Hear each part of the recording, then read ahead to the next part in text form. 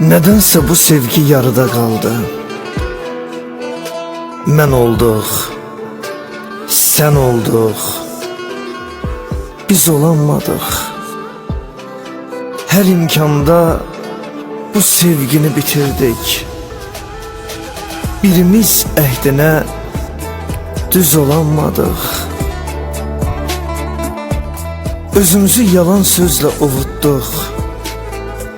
Sevgimizi atıp həsrəti tutduq.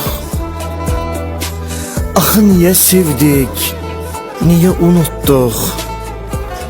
Niyə sevənlərə iz olanmadıq?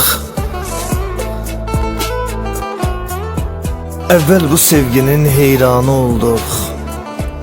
Gündə neçə dəfə qurbanı olduq.